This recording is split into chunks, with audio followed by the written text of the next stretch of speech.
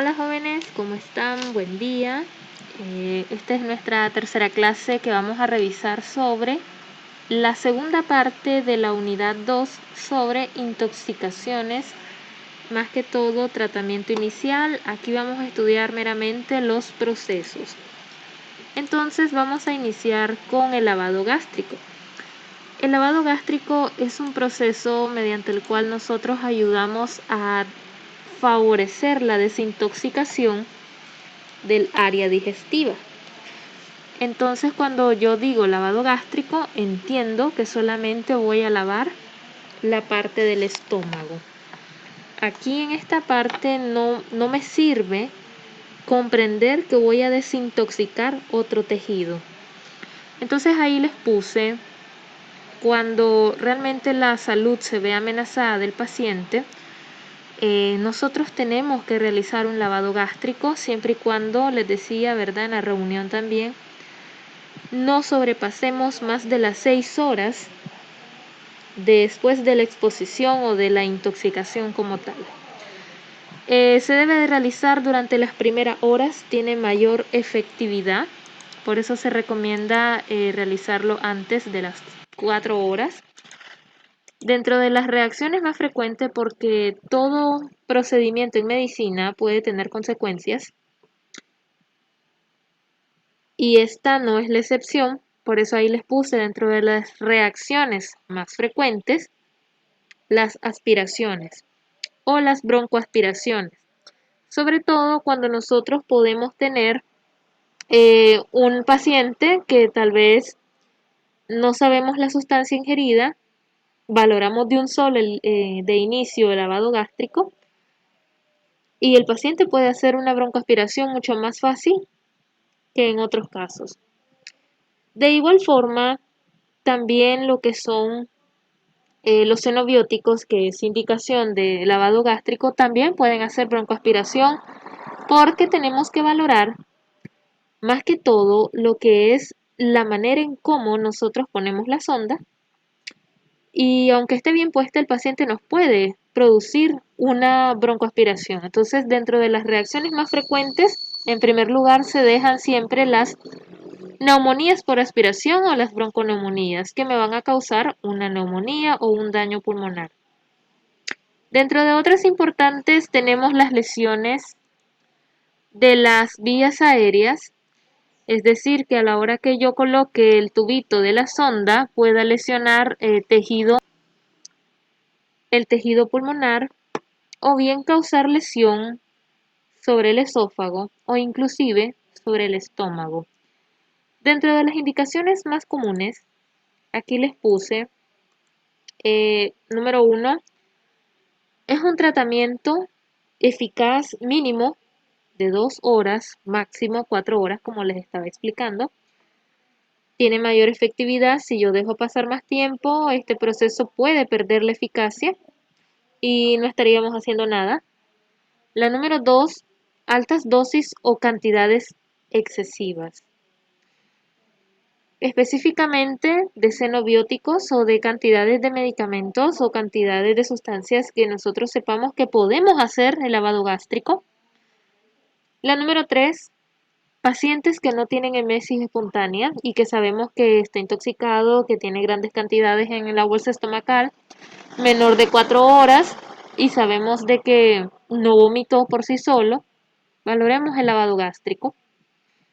Y la número 4, cuando disminuye el peristaltismo. El peristaltismo son movimientos intestinales, los cuales si disminuyen tras una intoxicación, aunque haya pasado más de 12 horas de la ingesta de este tóxico, se recomienda hacer el lavado gástrico.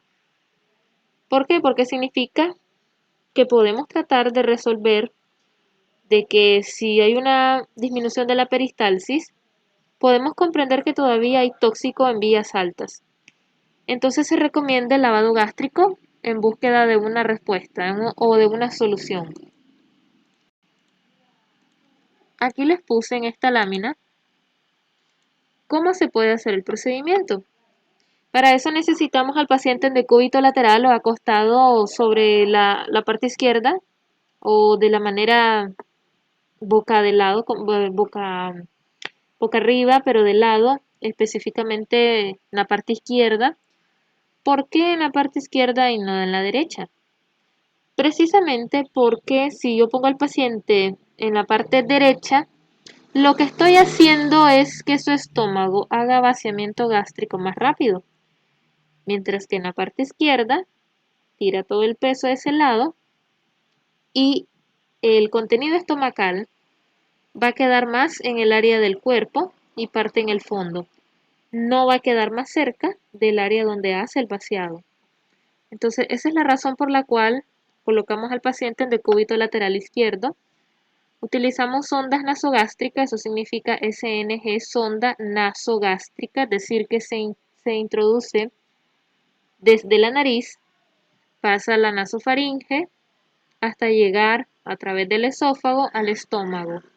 Y se utiliza un calibre no mayor de 7 milímetros para tratar de no lesionar todo lo que es el tracto que vamos a atravesar. Lo que nosotros realizamos en este proceso es aspiraciones. Aspiraciones es el hecho de que, aparte de que ya ingresamos la sonda hasta el estómago, lo que garantizamos es aspiración del contenido gástrico. Pero antes de hacer completamente las aspiraciones y todo esto, proceder a ello, irrigamos. ¿Qué significa irrigar? Que dejamos ir agua, específicamente solución salina, como máximo 250 ml, inclusive hay ciertas literaturas hasta 300 ml que se puede utilizar para tratar de diluir la sustancia X encontrada en el estómago y después mediante jeringas especiales sacar el contenido del estómago del paciente o aspirar. Entonces, eso es lo más básico que ustedes tienen que conocer sobre cómo hacer el procedimiento. Claramente, si fueran estudiantes de medicina, fuera mucho más profundo este procedimiento, pero a lo que ustedes tienen que conocer es lo básico. ¿Qué tipo de contraindicaciones tengo para hacer este procedimiento? Paciente que esté inconsciente o con depresión del sistema nervioso central, yo no le puedo hacer un lavado gástrico. Paciente que ha consumido sustancias corrosivas que yo estoy segura de que lo haya consumido. Pacientes embarazadas, no lo podemos hacer, ni en el caso de niños menores de 6 meses. Solamente que realmente se amerite y con mucha cautela podríamos tratar siempre y cuando esté por encima sobrellevar más beneficio que riesgo. Entonces tenemos nosotros que valorar todas estas contraindicaciones para poder comprender cómo se hace el procedimiento, y aquí lo tienen, y qué debo tener yo en cuenta de riesgos para no hacerlo.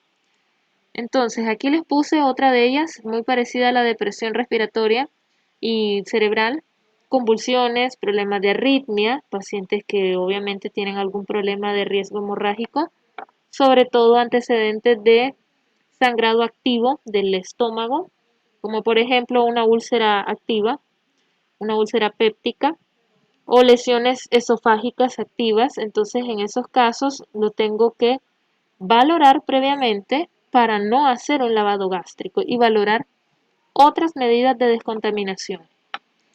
Entonces, dentro de lo más importante que ustedes tienen que saber, es cierto que nosotros utilizamos la solución salina para irrigar el estómago.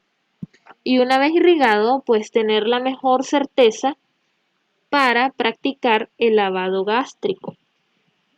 Pero también les digo, nosotros podemos hacer uso de sustancias absorbentes, de este tipo de sustancias.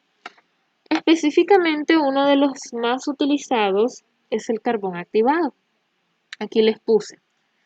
Los absorbentes con D son sustancias químicas con la capacidad de unirse al tóxico a nivel del estómago o nivel gástrico y formar complejos tóxico-absorbente. ¿Qué quiere decir esto? Las sustancias absorbentes como el carbón activado Lo que van a hacer, muchachos, en teoría y resumidas cuentas, es que cuando entra a nuestro organismo va a ser como el efecto de un imán. Es decir, que van a atraer la sustancia como tal, se va a adherir a la original, que en este caso es el tóxico, se une con el absorbente y va a viajar en todo mi en todo mi tránsito intestinal de una manera segura y de una manera que no se absorba con B. Entonces, en resumidas cuentas, si nosotros utilizamos sustancias absorbentes, voy a evitar la absorción de la sustancia tóxica al interior de mi cuerpo. Por eso ahí les puse, se forman los complejos tóxico absorbentes y permita fácilmente que sea eliminado a través de las heces. Entonces, en la imagen ahí les puse la diferencia entre absorción y adsorción. Entonces, en la adsorción, observen ustedes, esta sería la célula y estas serían las moléculas de una sustancia absorbente como el carbón activado. Si yo tengo el tóxico por este lado, se pega directamente a las moléculas de la sustancia absorbente. En cambio, un proceso de absorción es el paso de las moléculas que se encuentren en un medio externo y logren ingresar a un medio interno. Entonces, tenemos que conocer estas dos diferencias porque conociendo este principio activo, podemos comprender lo que nosotros hacemos a la hora de un lavado gástrico cuando utilizamos estas sustancias. Entonces, como les decía, una de las sustancias más comunes es el carbón activado. Aquí les puse para que nosotros consideremos el uso del carbón activado, hay que considerar el tiempo de exposición de la intoxicación. Asimismo, hay que valorar la sustancia ingerida y valorar el tipo de paciente intoxicado. Aquí también les puse y les dejo de referencia las indicaciones básicas que tenemos nosotros que conocer para el uso del carbón activado. Por eso aquí les puse dentro de las primeras o primordiales escalones, no administrar de manera rutinaria en todos los pacientes. Es lo que nosotros tenemos que hacer como médicos siempre, valorar el caso. Valorar el paciente, valorar la sustancia utilizada, valorar el tiempo que tiene este paciente después de la exposición a la ingesta del tóxico, para poder considerar el uso de este absorbente. Número 2, hay que saber administrar la sustancia. Esta se tiene que hacer cuando nosotros tengamos la certeza y la seguridad de que el tóxico todavía está en el tracto gastrointestinal y no que está en la parte de distribución, es decir, en el torrente sanguíneo. Porque obviamente pues no me va a servir. Si yo todavía sé que tengo parte de tóxicos a nivel intestinal, a nivel estomacal, lo puedo hacer. Otra cosa importante, hay que valorar siempre, como les estaba diciendo en el caso de las embarazadas y los niños, valorar el beneficio más que el riesgo al que estoy sometiendo al paciente a utilizar el proceso y a utilizar el tipo de sustancia absorbente. Entonces siempre tiene mucho la manera, ¿verdad?, de que estoy haciendo el abordaje terapéutico en los pacientes y según el cuadro clínico que también presenten, ¿verdad? Se utiliza, o les puse aquí, se puede administrar en dosis únicas si el paciente resuelve con una suficiente. No tengo por qué repetir la dosis si el paciente me resolvió. Si no se resuelve a la primera dosis, puedo repetir una segunda, pero con dosis más bajas. Aquí les puse también, podemos usar las dosis repetidas cuando el tóxico disminuye la peristalsis, así que vuelvo a hacer otra manera, por así decirlo, o vuelvo a repetir el procedimiento de volver a dejar carbón activado. Esto, muchachos, para que nosotros lo utilicemos en los hospitales, se utiliza en polvo, inclusive hay tabletas, y nosotros simplemente la diluimos en agua para que el paciente la pueda tolerar. Entonces, si el paciente todavía tiene disminución de peristalsis, si todavía hay riesgo de que hay bastante cantidad de tóxicos o que se absorbió y le causó una diarrea, significa que hizo una rápida perfusión en el organismo de la persona, puedo volver a repetir otra dosis. Pero si el paciente me resolvió el cuadro clínico con una sola, no lo voy a repetir. Entonces aquí les puse cómo nosotros podemos utilizar la dosis de carbón activado. Esto se los puedo preguntar, chicos, es necesario. Entonces, por ejemplo, ahí les puse cómo nosotros la calculamos. Normalmente nosotros calculamos el polvo de carbón activado por el peso de la persona. Es decir, la dosis inicial se calcula a 0.5 gramos por cada kilo de peso de la persona. De todas maneras, hagan un ejemplo para un paciente con 60 kilos, un paciente con 70 kilos y un paciente con 80 kilos para que ustedes sepan cuánto van a obtener de gramo por kilo de peso en esos diferentes pacientes. ¿En cuánta cantidad de agua la voy a diluir? Aquí se las puse. Esa cantidad que nos dé la vamos a diluir 5 ml de agua por cada kilo de peso del paciente. Es decir, si el ejemplo para una persona con 60 kilos, ¿cuánto le corresponde de dosis y en cuánta cantidad de agua lo voy a diluir? Pregunta de examen. Siempre, muchachos, yo les voy a dejar dosis básicas que ustedes tengan que conocer. Y en este caso, yo pregunto para el examen, les puedo poner un ligero ejercicio entre 60, 70 y 80 kilos. Por eso les digo, practíquenlo con los 3 pesos. Y lo comentamos en la reunión. ¿Podemos repetir dosis? Sí las podemos repetir, claro que sí. Si el paciente tiene problemas de que todavía tiene alta dosis de tóxico, si el paciente tiene disminución de la peristalsis, puedo repetir una segunda dosis, pero no a la misma cantidad. Inicial 0.5, segunda dosis que voy a repetir a 0.2 gramos por kilo de peso y puedo hacer todavía repeticiones cada 2 o cada 4 horas por 2 a 3 días como máximo. Si en 3 días el paciente no cesa y continúa con la toxicidad, cosa que les digo, con carbón activado se resuelve bastante el cuadro clínico y no más de 2 días, podemos nosotros valorar y revalorar al paciente, pero ya no para el uso de carbón activado, sino otro tipo de medio de descontaminación. Aquí les dejo este dato del polvo.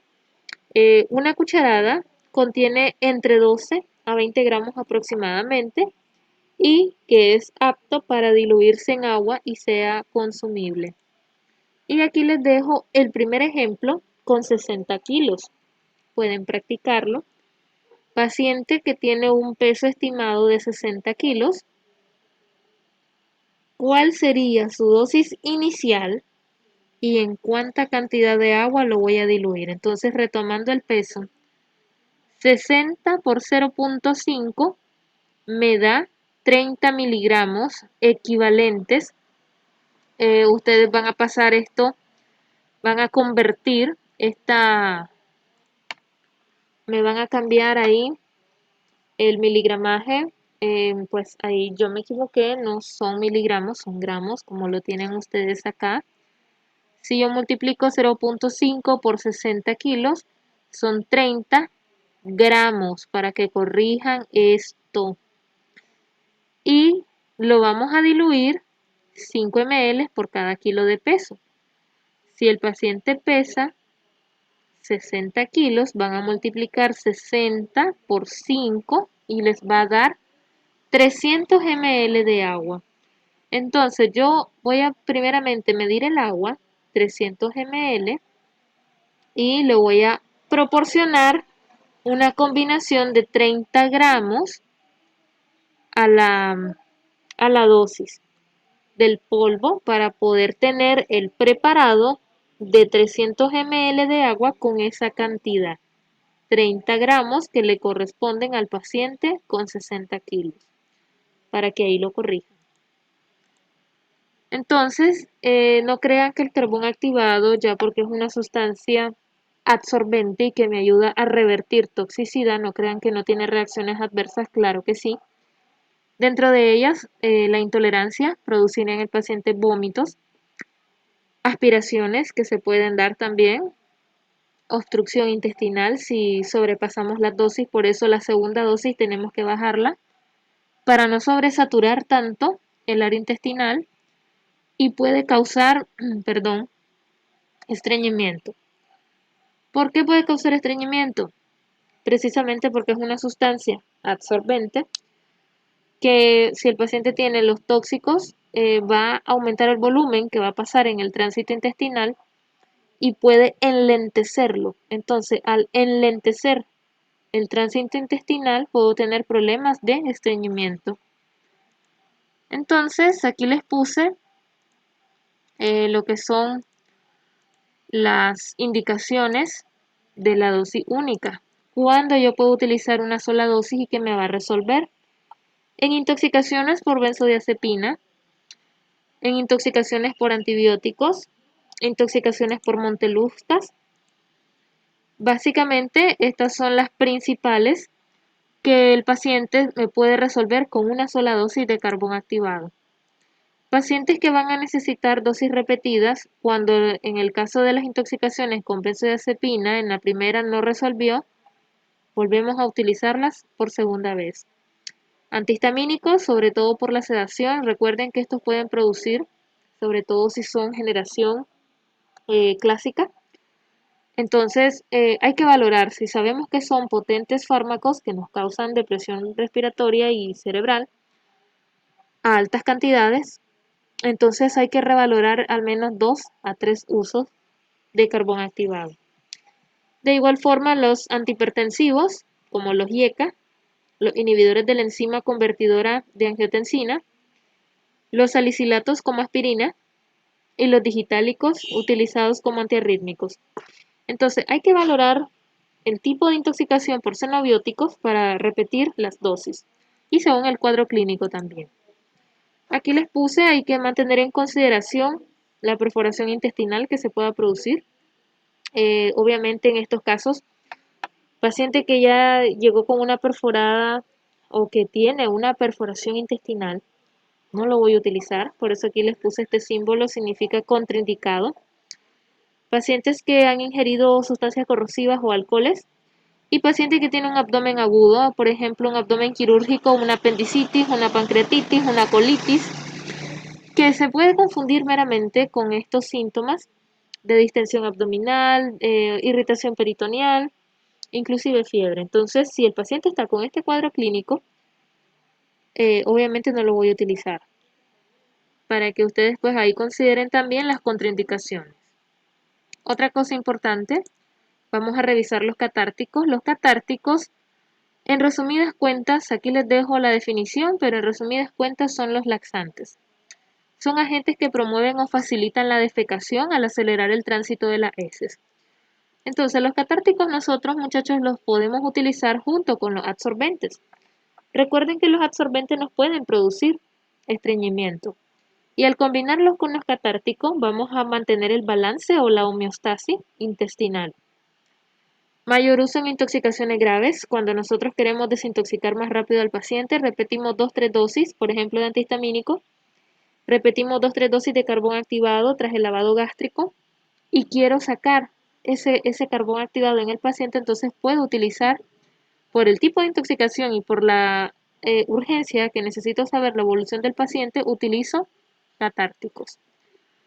Les puse también acá, en el caso de los más utilizados, el mannitol, sorbitol y el sulfato de magnesio, a qué dosis los podemos diluir. Esto aplica más que todo para los médicos, mis estudiantes de medicina, para que valoren un poco mejor ahí las cantidades de dosis que podemos nosotros utilizar.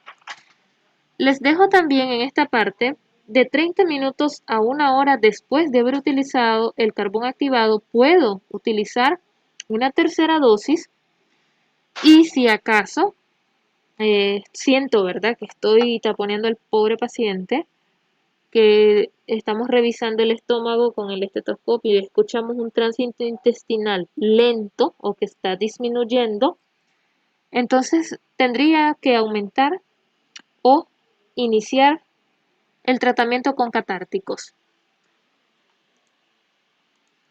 Aquí tienen también el lavado intestinal. El lavado intestinal no es lo mismo que el estomacal. El intestinal solamente cubre, así como les puse en imagen, esta parte de los intestinos, intestino grueso como tal, en todas sus porciones. Se utiliza cuando se trata de evacuar con rapidez el contenido del intestino. Se administra suero fisiológico o solución salina, es el mismo, mediante una sonda esofágica.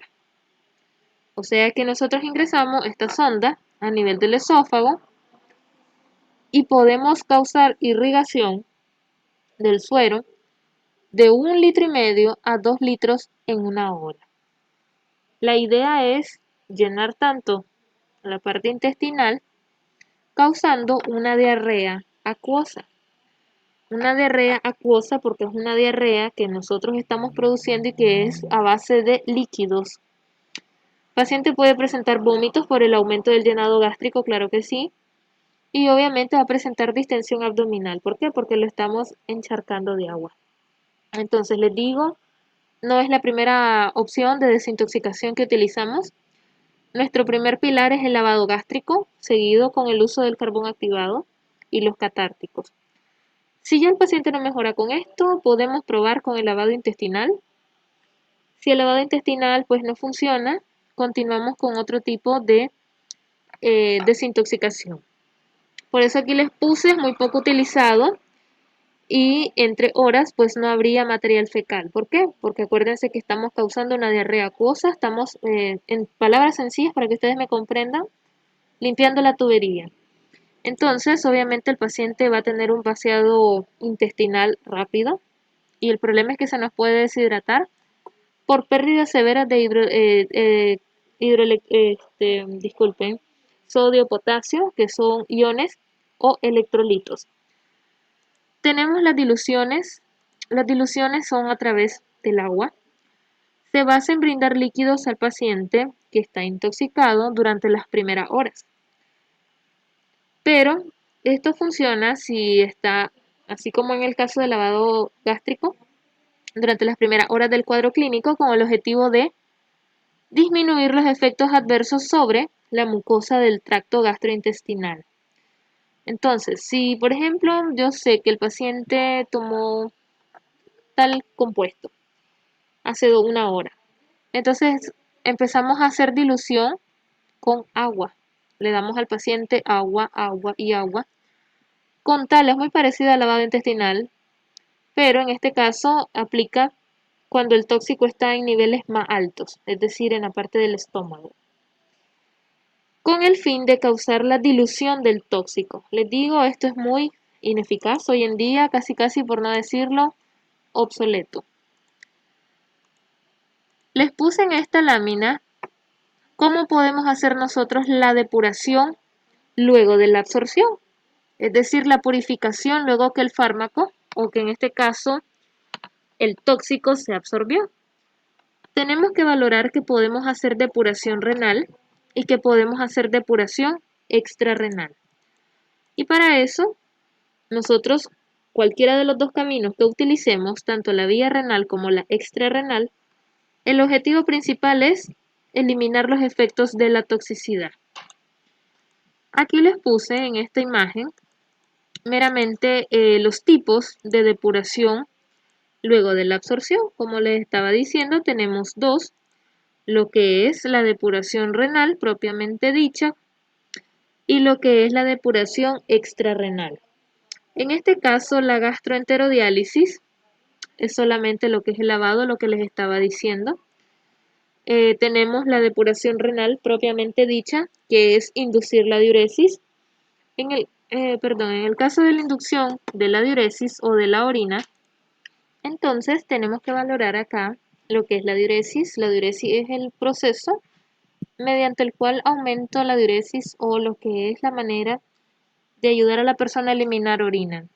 Tenemos la depuración extrarrenal, aquí tenemos lo que es la hemodiálisis, la diálisis como tal, y la exsanguinotransfusión, que es un proceso más invasivo que la hemodiálisis, en la cual consiste en extraer la cantidad de sangre del paciente y depurarla y volverla a ingresar. Entonces, mucho más agresiva que la hemodiálisis. Aquí les puse, vamos a revisar rápidamente la gastroenterodiálisis. Este es un proceso, como les decía, de lavado.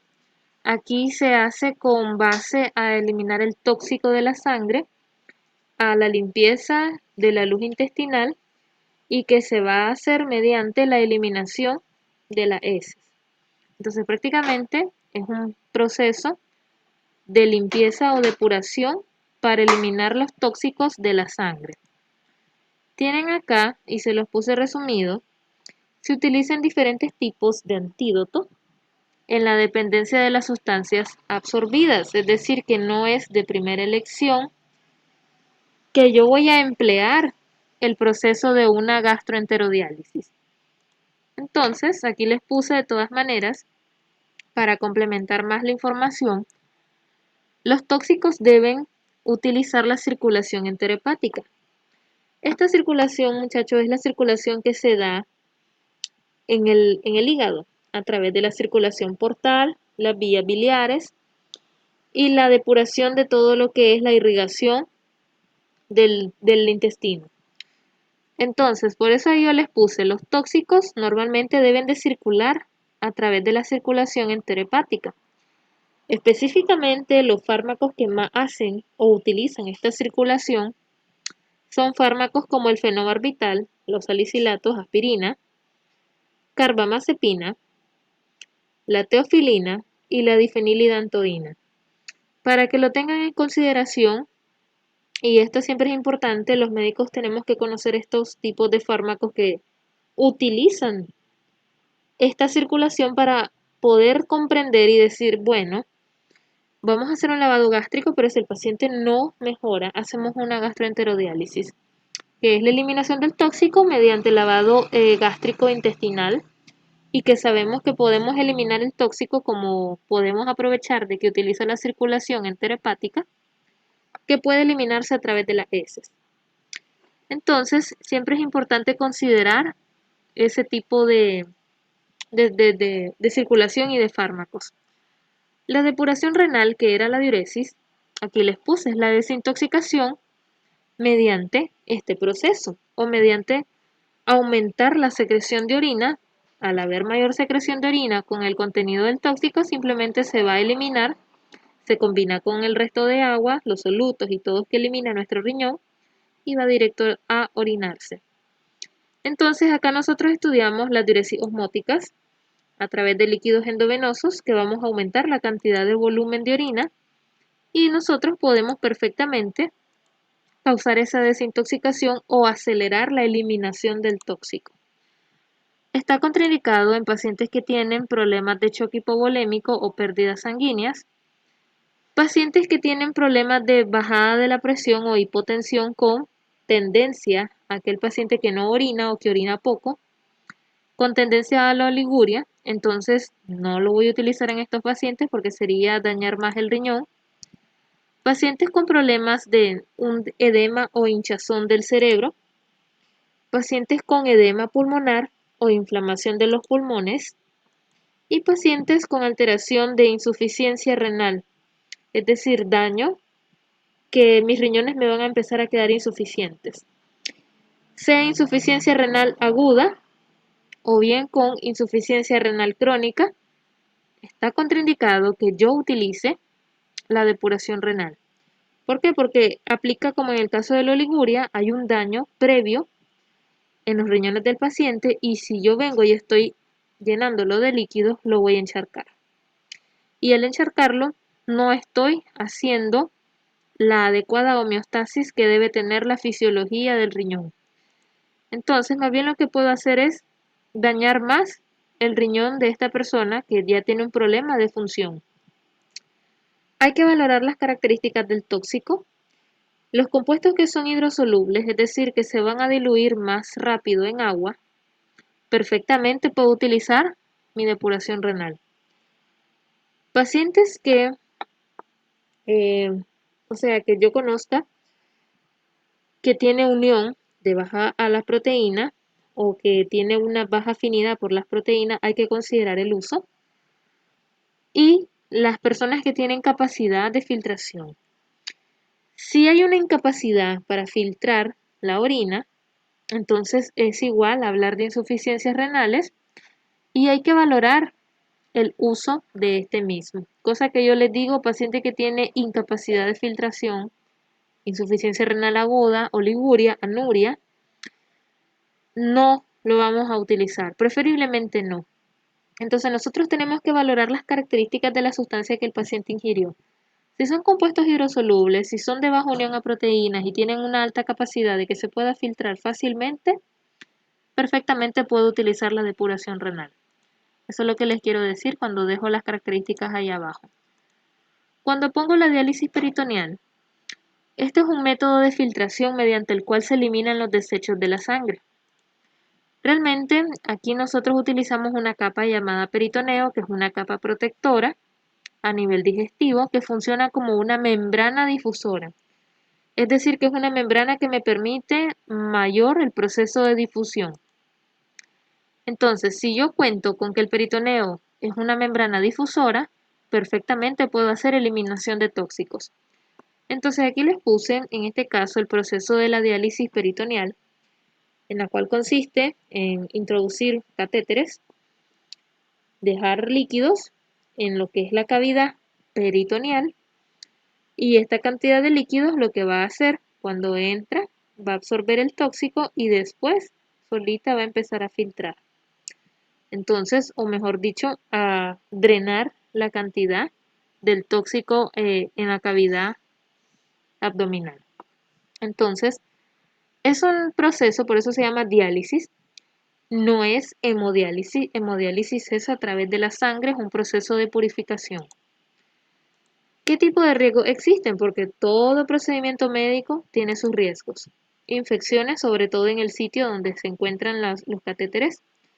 Problemas de hernias, más que todo las hernias se dan por debilidad en la pared abdominal en este caso. Significa de que al tener esta introducción traumática yo puedo debilitar la pared muscular de esta persona y más adelante pueda quedar con algún problema de una hernia umbilical. Aumento de peso. Esto es ligeramente significativo. No todo el paciente lo hace y hay que valorar más estas dos complicaciones que el aumento de peso. Tienen acá la hemodiálisis, que es el otro proceso. Esta consiste en una máquina, la cual esta máquina me permite a mí hacer un filtrado de su sangre. Por eso ahí les puse, la hemodiálisis es un proceso de filtración directa de la sangre del paciente intoxicado o del paciente que en el caso, ¿verdad?, de toxicología estamos hablando de hemodiálisis como proceso de desintoxicación. Si revisamos pacientes con insuficiencia renal que se somete a hemodiálisis, también es un proceso de desintoxicación, pero de los desechos naturales de su organismo, no por el consumo de sustancias tóxicas en grandes cantidades y causan una intoxicación. Entonces, aquí les puse, se requiere de la máquina, en este caso, ¿verdad?, que nos va a garantizar el ultrafiltrado. Esta máquina, en resumidas cuentas, les explico, va a funcionar como que fueran los riñones de esta persona, haciendo el proceso de ultrafiltración. Entonces, cuando nosotros hacemos la ultrafiltración, generalmente este proceso puede ocurrir de 4 hasta 8 horas como máximo. Generalmente sí quedan en 4 horas, bastante tiempo para que el paciente pueda desintoxicarse. La frecuencia, en el caso de la toxicidad, es necesario diario si en verdad lo amerita el caso, o inclusive si es para desintoxicación de la sangre por problema renal que el paciente tenga. De mantenimiento se recomienda de 2 a 3 veces por semana. Por eso ahí les puse los dos tiempos, porque si ustedes van a leer hemodiálisis para paciente con IRC o insuficiencia renal crónica, le va a aparecer 3 veces por semana. Entonces, si yo solo les dejo, si es necesario, en las intoxicaciones agudas, en grandes cantidades de tóxicos, entonces ustedes pueden encontrar que se puede hacer diario. Ustedes me van a decir, entonces usted nos está engañando, porque yo le estoy solo dejando un rango. Entonces ahí por eso les puse los 2 rangos. Si es necesario diario, para en el caso del paciente intoxicado, pues se hace. Y si es el paciente que necesita su hemodiálisis por problema renal, entonces de 2 a 3 veces por semana. Y aquí les dejo la exsanguinotransfusión, perdón, la hemodiálisis. Útil en qué tipo de intoxicaciones: intoxicaciones por litio, por alcoholes, salicilatos, teofilina y el meprobamato, para que ya valoren ustedes en qué tipo de sustancias podemos utilizar la hemodiálisis como una de las últimas alternativas. Va a estar contraindicado en aquel paciente que tiene una inestabilidad circulatoria, paciente que tienen problemas de insuficiencia cardíaca congestiva, pacientes que sufren de demencia y pacientes con cirrosis terminal, porque ahí pues nosotros siempre valoramos más el riesgo que el beneficio que le pueda generar el procedimiento al paciente. Y la última es la exsanguinotransfusión. Prácticamente este es un procedimiento o proceso de recurso potencial para salvar la vida. Es muy bueno, pero es muy riesgoso. ¿En qué consiste? En reemplazar la sangre del paciente tóxico o del paciente intoxicado por sangre fresca. Es muy parecido a lo que es la hemodiálisis, pero en la hemodiálisis siempre es su misma sangre. En exsanguinotransfusión necesitamos, como bien dice, transfusión sanguínea. Muy pocas veces se hace con la misma sangre del paciente. Se requiere de una nueva sangre, pero que obviamente ya se haya sometido a prueba de compatibilidad con el paciente. Es decir, que aquí nosotros valoremos el tipo de sangre y que la otra sangre no tenga ningún rastro ni ningún riesgo de infección para el paciente. Entonces aquí les puse útil este proceso en los nitratos, en lo que son las intoxicaciones por anilina y en las intoxicaciones por cloratos, para que ustedes pues ya valoren ahí las sustancias básicas que yo necesito saber para poder hacer una exsanguinotransfusión. Este es el último, sinceramente es el último pilar para resolver una toxicidad. Entonces aquí les puse también en las conclusiones, retomen estas 7 preguntas para la guía número 3. ¿Cuáles son los tipos de intoxicaciones? ¿Qué hacer en las intoxicaciones de manera general? ¿Qué vía de administraciones tenemos? Esas son parte de la clase anterior. ¿Qué medidas me ayudan a mantener a una persona con vida? ¿Qué medidas hacemos para evitar la absorción? ¿Y cómo eliminamos el tóxico y sus efectos? Les voy a resumir todavía aún más para la guía número 3 y más específico, más orientado al carbón activado, orientado a los procesos de hemodiálisis, para que ustedes tengan una mejor orientación y en la próxima reunión comentamos estas guías para que ya vayan preparándose para su prueba. Entonces chicos, sin más que agregar, con esta me despido de ustedes y saludos.